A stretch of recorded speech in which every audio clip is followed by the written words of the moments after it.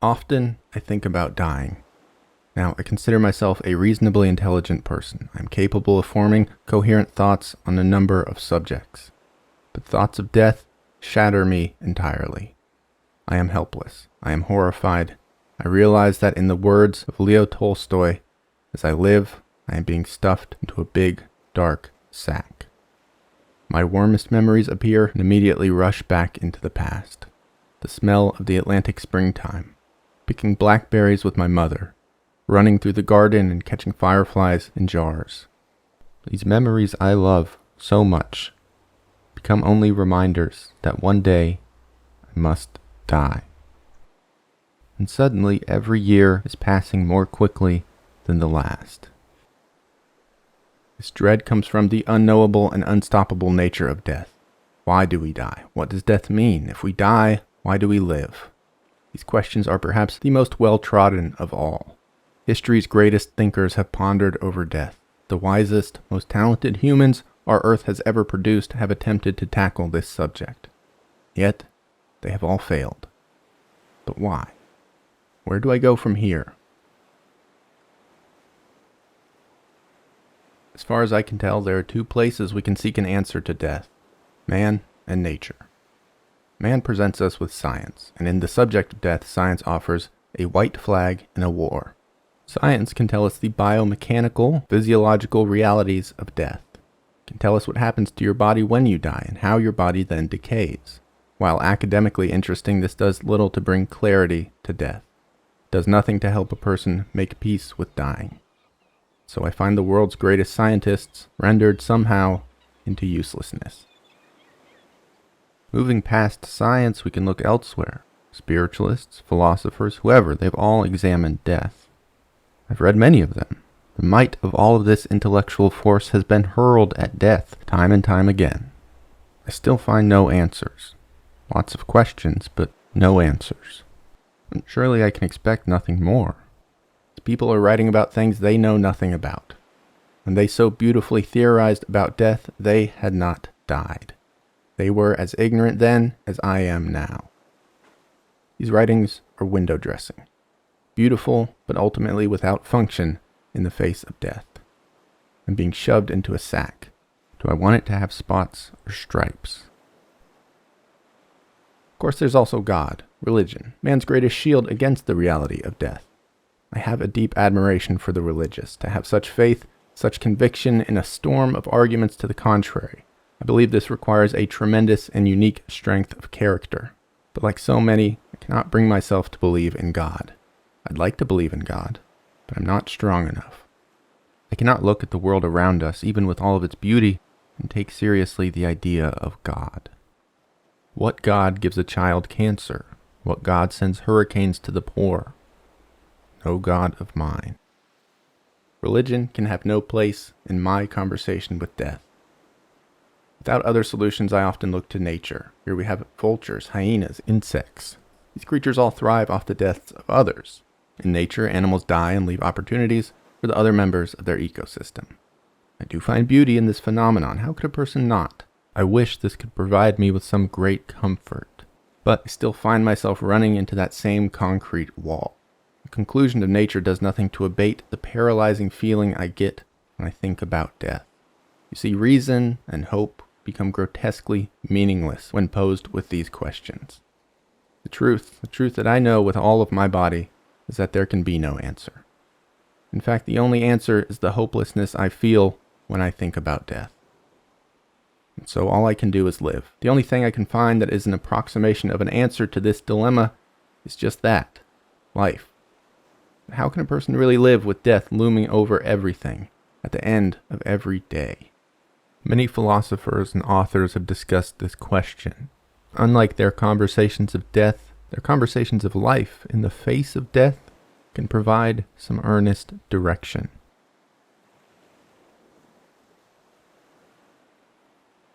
In 1879, Leo Tolstoy had published War and Peace as well as Anna Karenina. He had earned his place among world literature, hailed as a genius. After being born into wealth, Tolstoy had become famous for doing what he loved the most, and yet he felt entirely unfulfilled. Promise of achievement had been broken. Tolstoy was spiritually, emotionally lost, despite a life that should have produced the opposite. It was in this state that he wrote The Confession. This roughly 100-page essay outlined his quest to find the meaning of life, and specifically the deep depression that he fell into upon concluding that life was meaningless. It discusses melancholy, suicide, depression, and misery. It is one of the most heartbreaking, arresting essays ever put to paper. And in these pages, I have found my only comfort. Tolstoy begins with his decreasing interest and belief in religion. He says that he only believed in God because his elders had instructed him to, and even then, the belief had been shaky. Throughout Tolstoy's early years, perhaps his truer religion had been art. He sought fulfillment in his art, poetry, writing, and in the circles of geniuses that he associated with. Tolstoy had once held a great faith in the arts, but it was one that began to wane. The people in his circle, including himself, were paid and praised highly for their work. The public said they were arbiters of profound ultimate truths, that these artists were enlightening the world. The artists themselves believed it. How could they not? But Tolstoy eventually realized that for every great writer's idea, there would be another who wholly disagreed with it. So he wondered how any of these people could really be arbiters of truth if they themselves didn't even agree on this truth. Tolstoy observed that his peers simply hung out with people who praised them and rejected those who didn't. So every artist believed themselves to be correct. His faith in the arts as a driver of meaning crumbled. Instead, he began to look at the concept of progress. Live to make progress. Within progress, one could find fulfillment, Tolstoy believed. He would have a family, create a wondrous life, and just make progress. But years into this, Tolstoy traveled to Paris. There he witnessed a public execution. As the prisoner's head fell into its box, Tolstoy began to question this concept of progress. This disillusionment continued with the death of Tolstoy's brother, Nikolai. He was a kind and intelligent man when he fell ill in his mid-20s. Nikolai suffered for over a year, eventually succumbing to an agonizing death from consumption. By Tolstoy's estimation, Nikolai never understood why he lived, why he suffered, nor why he died. In the face of this reality, what good was progress? But still clinging to this idea of progress, Tolstoy began to teach young peasants in Russia. However, he quickly realized this was futile. Tolstoy himself did not have what they needed to learn. Whatever knowledge would have improved their lives, provided them fulfillment, Tolstoy himself could not identify and didn't even have. So his teaching became an impossible task. These experiences all crystallized in a deep, dark time of depression for Leo Tolstoy. In Confession, he says this about his pursuit of progress. I still had not understood that in answering that one must live according to progress, was talking just like a person being carried along in a boat by the waves and the wind. Such a person replies to the only important question, where do we steer, by saying, we are being carried somewhere.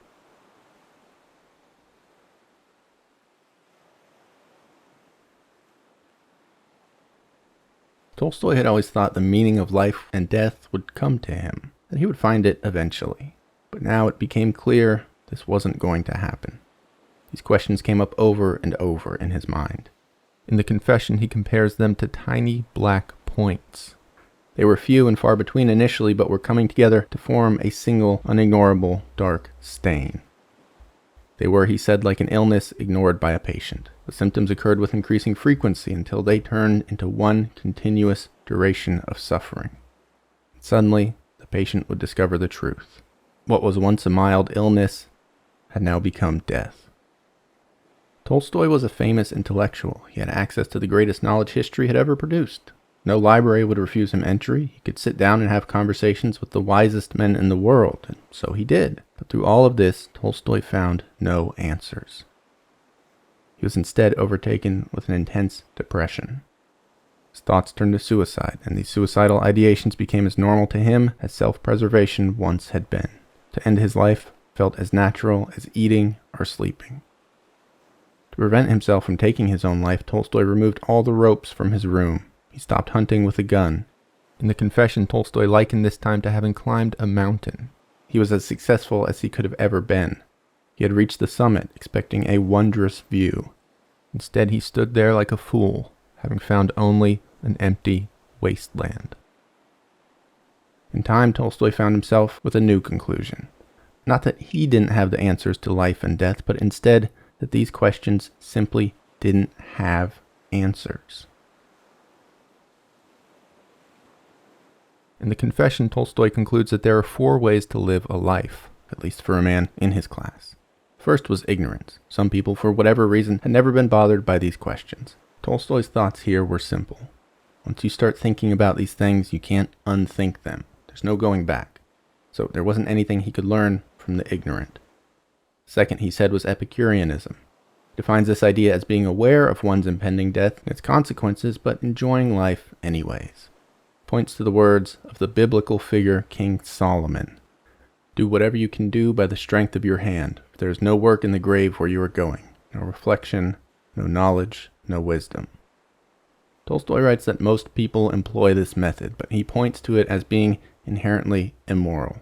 He says that these people lead lives where they experience more good things than bad, but through a moral stupidity, they forget that all of their advantages, privileges, and allowances are pure luck, just happen to be born into a good situation. He says that they forget not everyone can be a King Solomon with his palaces, his women, and his money. For every palace, there are 1,000 men who built it. The same chance that turns a man into a Solomon one day can turn him into one of Solomon's slaves the next. Tolstoy says that these people have a dullness of imagination that allows them to forget death, to forget that death will eventually just destroy the things they enjoy so much. He claims Epicureans aren't really much different than the ignorant. You see, once a person is illuminated to the moral problems with this lifestyle, there's again no going back. So ultimately, Tolstoy finds no comfort in Epicureanism. The third choice he proposes is suicide.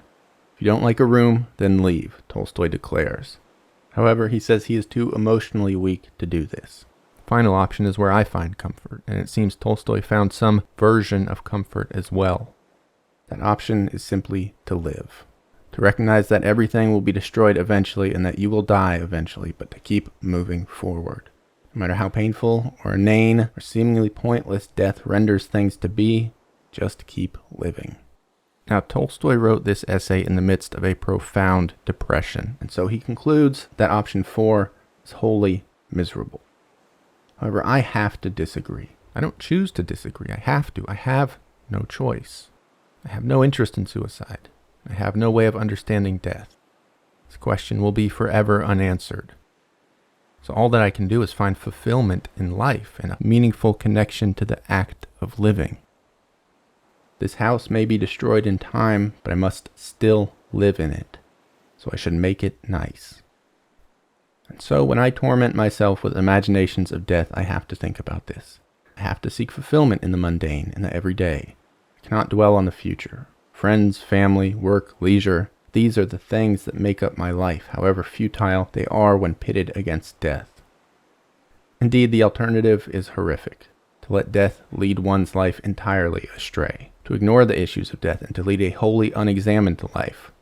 This is an entirely different form of self-destruction. Perhaps appropriately, this is a subject Tolstoy examined in other work.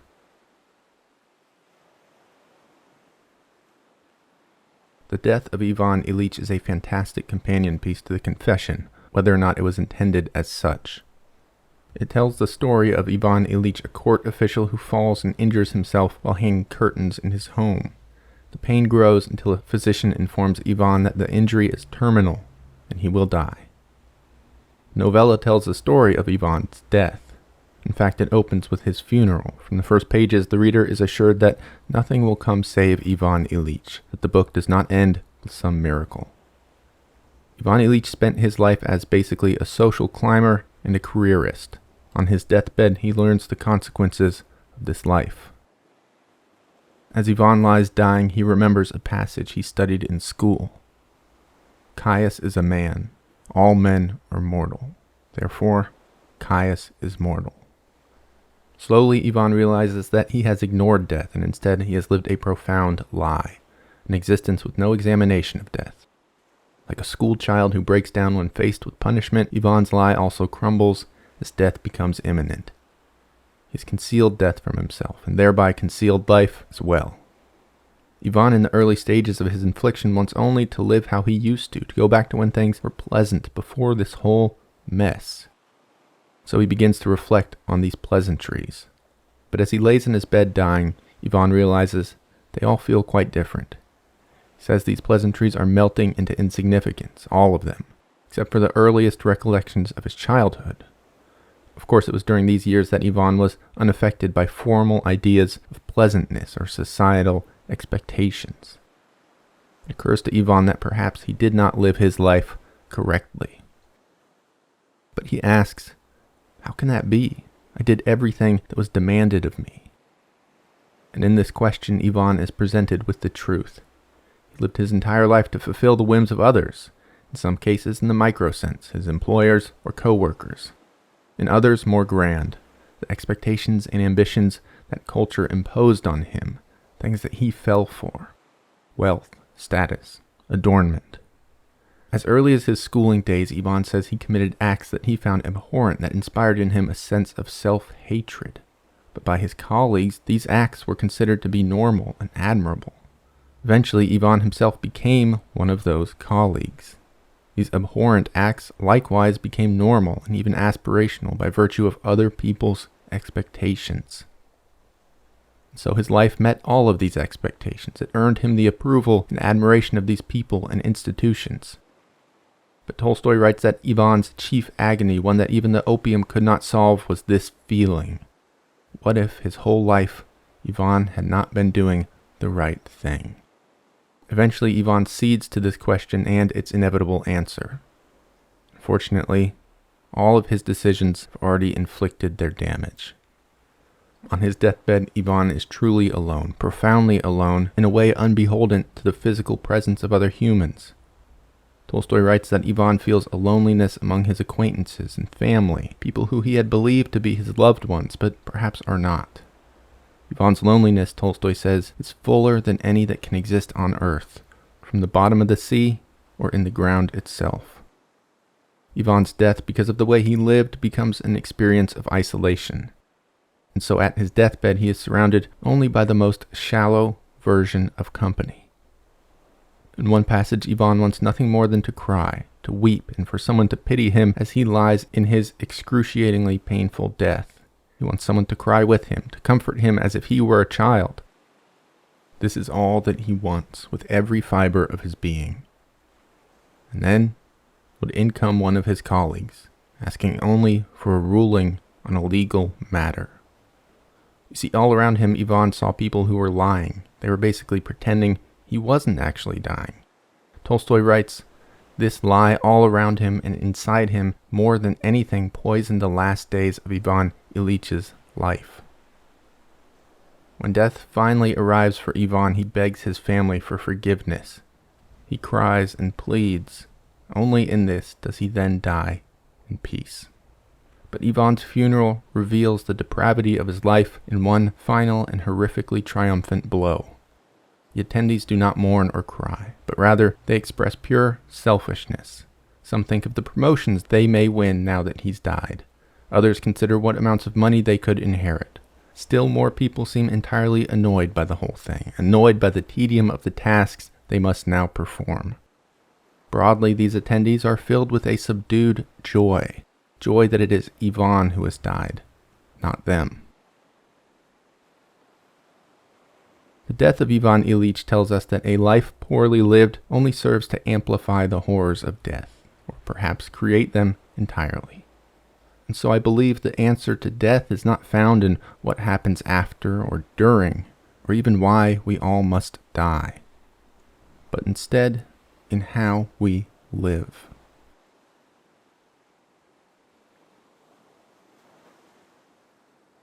I was raised, along with my sister, by a single mother through early childhood. She worked a lot, as one must, to support 2 children, so my grandmother often took care of me in my mother's absence.